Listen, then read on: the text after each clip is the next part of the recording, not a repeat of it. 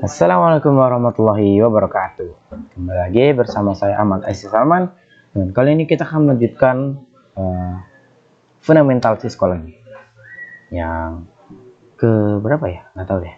Sekarang tuh kita akan membahas tentang ini, basic configuration command.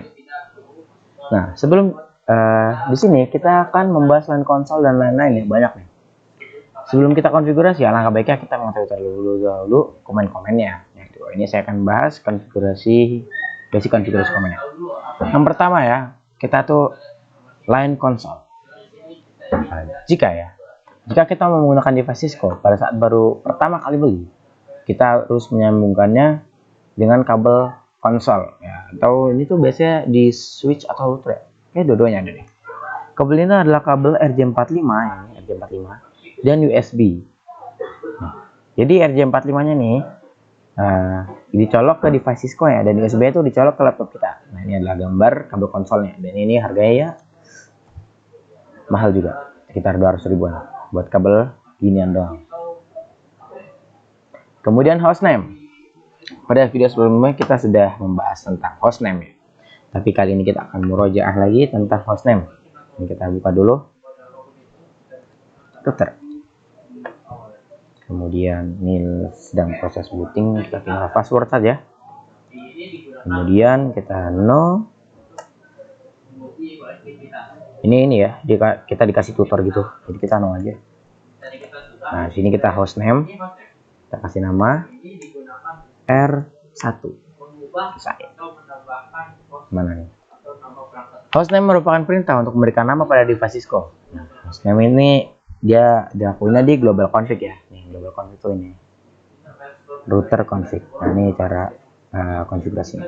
Hostname R berapa? Atau kemudian jangan lupa kita durat ya, agar tersimpan. Nah, kemudian banner MOTD merupakan pesan yang ditampilkan saat masuk ke device Cisco. Biasanya ini digunakan untuk peringatan jika ada yang masuk ke device Cisco kita. Nah, kita ambil contoh ya. Nah, kita coba exit. Nah, di sini ini kalau kita baru masuk pertama kali nanti kayak gini nih. Terus kalau kita enter langsung masuk sini. Tapi kita coba menggunakan banner MOTD dengan cara banner MOTD. Nah, MOTD. Terus kita tanya nih line. Nah, banner MOTD terus kita kasih spesial karakter yang nantinya bakal kita pakai buat menyelesaikan komennya. Jadi contoh aja nih, kita X besar ya. Kemudian nih, masukkan pesan teksnya dan selesaikan dengan karakter X. Jadi kita ambil contoh, dilarang masuk kecuali Salman. Terus kita kasih ini biar ya gitu. Terus kita selesaikannya. Kalau kita enter ini nggak bakal selesai. Nah, bagaimana cara nyelesainnya? Kita pakai X ini. Kita enter. Nah, sudah selesai. Kemudian kita tinggal exit lagi untuk mengetesnya apakah berhasil. Kita enter lagi. Nah, ini ada ya, dilarang masuk kecuali Salman. Ini ya kegunaan banner MOTD. Jadi ini sebuah pesan aja sih sebenarnya. Kemudian kita lanjut ke logging synchronous. Pernah nggak sih lagi ngonfig atau lagi nyeting mengkonfigurasi terus ada log yang harus di enter dulu? Itu kan ngeganggu banget ya. Nah, makanya kita butuh yang namanya logging synchronous ini. Ia merupakan perintah untuk menghilangkan log yang mengganggu saat kita mengkonfigurasi. Nah, contoh nih. Kita contoh masuk interface FA. Terus kita no shutdown. Nah, ini harus di enter dulu nih biar bisa ngekonfigurasi lagi. Ini harus di enter dulu. Kita coba enter ya. Nah, baru bisa. Makanya kita butuh yang namanya logging synchronous. Logging synchronous tuh tempatnya di sini. Logging. Sini kan tulisannya synchronous. Logging. Oh, saya lupa. Kita harus masuk ke line console dulu. Masuk ke kabelnya, terus kita logging synchronous. Nah, kemudian kita coba interface FA. Nah, dengan kayak gini ya, dengan kita menyalakan login sinkronus ini tuh otomatis kita nggak usah ngenter lagi pesan yang kayak tadi. Dan jangan lupa write. Kemudian setting password device agar terhindar dari oknum yang rusuh atau teman yang rusuh saat belajar ya. Alangkah baiknya tuh kita memberikan password ya, atau keamanan pada device kita agar tuh orang yang nggak tahu password kita tuh nggak bisa masuk gitu. Terus di devices ini kita tuh bisa milih dua opsi, yaitu enable ya, enable secret dan enable password. Perbedaannya tuh kalau secret tuh lebih aman, dia lebih secure karena dia terenkripsi otomatis dengan MD5. Kalau enable password dia tuh secara defaultnya nggak terenkripsi, jadi kalau kita bocoran tuh dia masih kelihatan. Tapi kalau kita mengenkripsinya, maka tetap akan bisa diterjemahkan di Google. Jadi ini ya. Ini konfigurasi cuma tinggal gini doang, ya.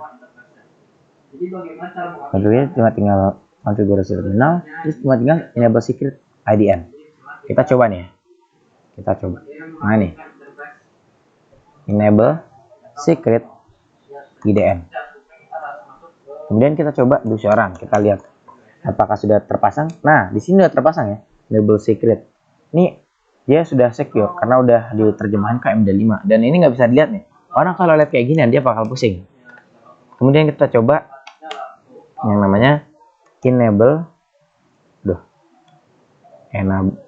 password NDI ya. Terus kita coba bocoran. Ini tadi kan enable secret, sekarang tuh enable password ya. Bocoran. Kita lihat dulu. Nah, di sini bakal kelihatan langsung kalau password itu kurang secure. Ini langsung kelihatan passwordnya NDI. Jadi kalau ada orang yang udah berhasil masuk terus dia mau ngeliat passwordnya apa, itu dia bisa ngeliat nih passwordnya NDI. Tapi passwordnya ini dia tuh bisa dienkripsi ya dengan cara service password encryption. Nah ini ya, service password encryption. Nanti tuh dia tuh bakal keterjemahin juga. Jadi dia tuh nanti nggak cuma teks doang. Nah kita coba lihat nih. Nah di sini langsung keganti ya dia. Yang tadi NDI jadi angka-angka gini. Cuma ini tuh bisa mudah ditranslate di Google. Jadi orang bisa tahu gitu. Kemudian kita setting LAN console. Kalau kita lagi mau konfigurasi password kali ini ya, kita bakal ngekonfigurasi password pada LAN console. Karena pada dasarnya tuh LAN console tuh nggak punya password. Nah maka dari itu kita akan memberikan password agar lebih secure. Nah, perhatikan gambar dan tabel di bawah ini. Itu ini ya, mudah sekali. Kita tinggal masuk ke LAN console, kita berikan password dan kita berikan login. Nah kita coba ya. Kita masuk ke LAN console 6, kemudian kita berikan password. Nah, contoh 1, 2, 3. Kemudian kita berikan login agar terpasang passwordnya. Jangan lupa kita do write. Selesai.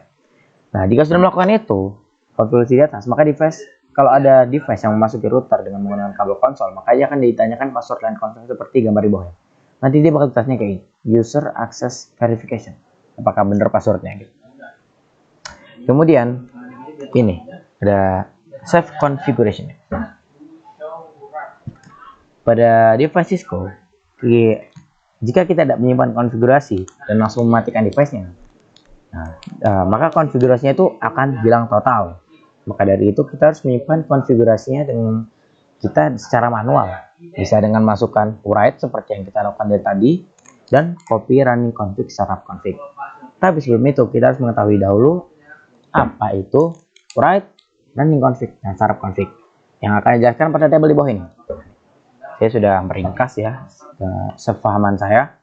Write ini adalah perintah yang digunakan untuk menyimpan konfigurasi perangkat ke dalam memori yang disebut NVRAM. NVRAM tadi kita udah bahas di video sebelumnya, itu adalah penyimpanan yang permanen dan bakal disimpan walaupun device-nya mati. Nah, jadi kita sudah menyusun banyak konfigurasi, kemudian kita write, maka konfigurasinya akan disimpan di NVRAM. Kemudian selanjutnya copy running. Yang bedanya adalah running dan startup. Copy running config. Dia merupakan perintah untuk menyalin konfigurasi yang lagi berjalan di RAM dia memindahkannya ke flash disk atau ke TFTP server. Jadi kita sedang mengkonfigurasi. Nah itu konfigurasinya tuh belum kita write, itu dia masih berjalan berarti ya, dan dia disimpannya pertama di RAM. Kemudian jika kita copy running, maka dia akan dipindahkan ke flash disk atau TFTP server. Nah kemudian ada startup config, perintah untuk menyalin konfigurasi yang berada di NVRAM dan memindahkannya ke flash disk. Jadi dia tuh bakal nyalin konfigurasi yang berada di NVRAM terus dipindahin ke flash disk. Tapi biasanya ini tuh cuma kebagi dua doang, yaitu write sama copy running. Copy running config, startup config. Copy running config, startup config kayak gini. Jadi kesimpulannya itu hanya sama-sama menyimpan, hanya berbeda sumber dan tujuan tempat penyimpanannya saja. Biasanya tuh running config dan startup config, dan langsung saja kita biasanya running config dan startup config. Ya, kita salah ya. Dan langsung saja kita praktek. Nah, kita akan praktek ya. Oke. Kalian menerin modul. Kita praktek seperti yang di bawah ini. Kalau write itu mudah ya, cuma tinggal kalau di privilege mode kayak di gambar ini tuh kita cuma tinggal press write. Tapi kalau di mode lain kita tinggal press do write. Dan dia bakal otomatis tersimpan di NVRAM. Tapi kalau copy running config dan startup config ini, kalau digabung dua-duanya, itu kita bisa milih kita mau nyimpen ini di mana. Kita punya file, terus kita filenya tuh kita bisa nyimpen konfigurasi itu di file itu. Tapi kalau filenya cuma satu ya kita enter aja. Jadi kita do di ini aja. Alah, sebentar ini salah ketik saya. Oke. Sini kita copy running config, startup config, kita enter, dan ini dia menanyakan tujuan file mau disimpan di mana. Tapi kalau kita nggak nyeting itu, kita tinggal enter aja, dan dia sama-sama seperti do write. Ya, 11-12 mungkin ya, atau mungkin do write salah satu yang mudahnya, yang seperti itu. Kemudian kita lanjut ya. Nih, addressing device ya, addressing device. Nah, di addressing yang terakhir itu adalah yang namanya, atau mungkin oke, yang ini yaitu addressing device ya. Yang namanya perangkat jaringan pasti ada yang namanya IP address, itu alamat unik yang membedakan perangkat jaringan. Nah, itu bisa menjadi suatu pacuan untuk membuat jaringan yang berbeda juga, atau gateway ya. Dan kali ini akan membuat IP pada device Cisco. Jadi intinya kita buat si laptop ini sama si router ini agar bisa saling ping. Ya. Dan addressing device ini memberi alamat IP kepada device.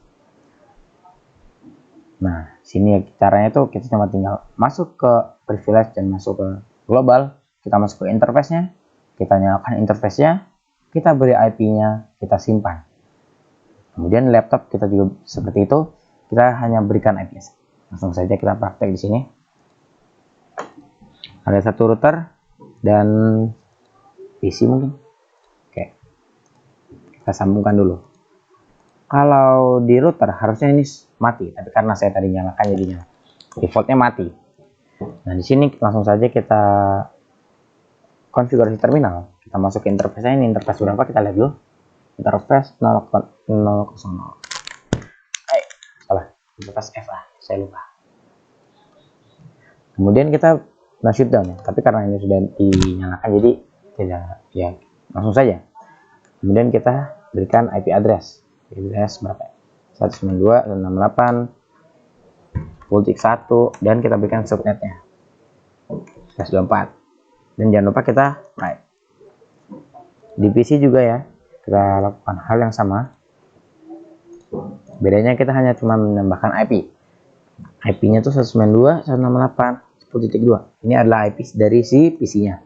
Kemudian berikan subnetnya. Dan yang terakhir adalah default gateway. Default gateway ini IP atau IP yang berada pada kabel yang terhubung pada dia. Berarti ini IP dari si router. Nah, Jika sudah, kita tinggal close. Kita coba ping dari dua-duanya. Oh, berarti nggak usah di close. Kita coba ya, ping di sini. Ping 92.168 seperti satu. Oh, bisa? Oke. Ini kalau sudah ada reply from ini sini, berarti udah bisa ya.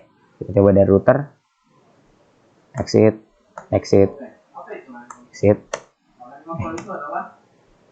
Nah, ini saya lupain. Ini adalah password yang tadi kita pasang dan bakal ditanyain ya.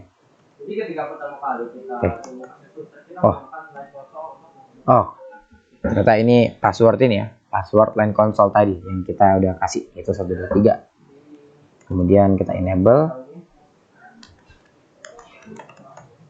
Nah, passwordnya banyak ya di sini ya. Ini ada password line console dan password device. Kemudian langsung saja kita ping ke arah si komputer. Nah, di sini udah berhasil ngeping ya. Sending 5 ini 5 paket. Terus dicoba 2 detik dan sukses rate 100%. Berarti ini udah bisa. Oke, mungkin cukup sekian ya. Mungkin selanjutnya atau video selanjutnya kita bakal ngebahas cara membypass, atau jika kita lupa password ya, kita lupa password device dan kita coba nge-bypass itu bisa ya. Nah, itu kita coba di next video mungkin ya. Oke, mungkin itu sekian aja dari saya. Wassalamualaikum warahmatullahi wabarakatuh.